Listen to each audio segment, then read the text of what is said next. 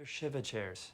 You sit low to the ground as a sign of mourning. That's why they're like that. Okay. Don't some people sit Shiva for just like 3 days? Yes, I've seen that. That's a thing. 7 days, no work, no travel. Your ass is in those seats. That's it. Those are the rules. Well, I'd love to find the word for 3 because I don't think Dad Stop meant it! This was your father's dying wish and you're negotiating?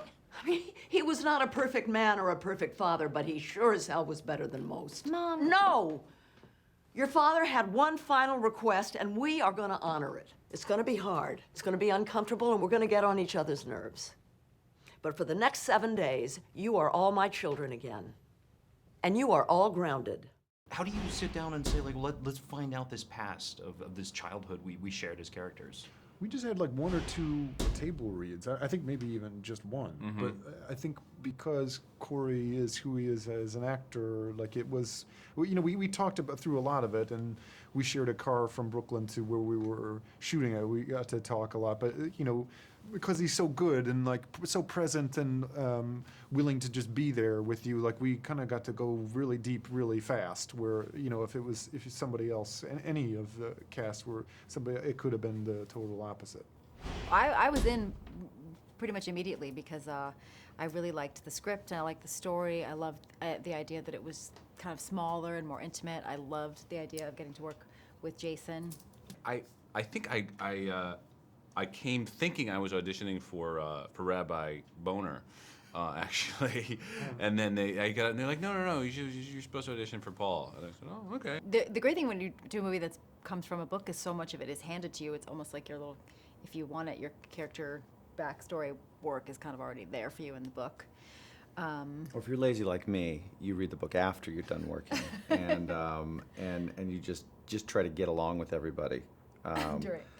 During the shoot, you know, if you're having fun with people, then you can kind of sniff that on the screen too. So. I read it when I got the job, and then very consciously put it away because that's not we're not filming the book, we're filming the script that the same author wrote, so that's helpful. The nice thing is that Jonathan Chopper, who wrote the book, got to write the screenplay, because usually it's a totally different person. But you do have to really separate it. The movie has to kind of live and breathe on its own, and there are definitely things that are changed. And so, yeah, you can't be.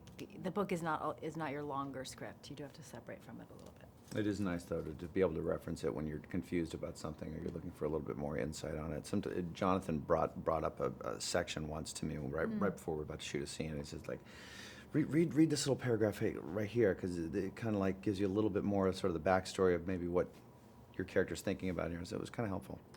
You know, the great thing about having a really strong script to start with is, you know, you can just do this movie straight and just, you know, do what's on the page and it's going to work.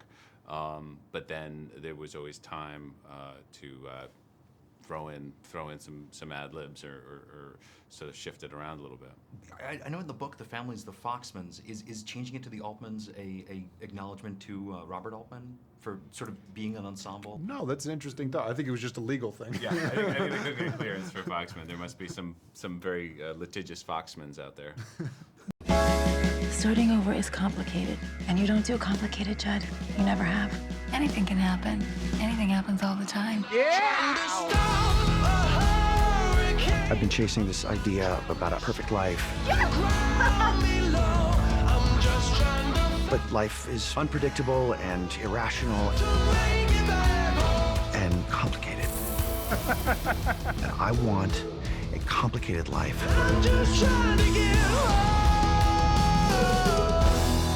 I left the baby monitor on upstairs. Oh, there we go. There. Turn it off. Turn it up. Turn it up. Stick a baby in there, Paul. Shove a baby up there. It's a circle of life, everybody. Let's go, Altmans. I'm just trying to get home. She's been saying my name wrong all day. Say Hassan. Hassan.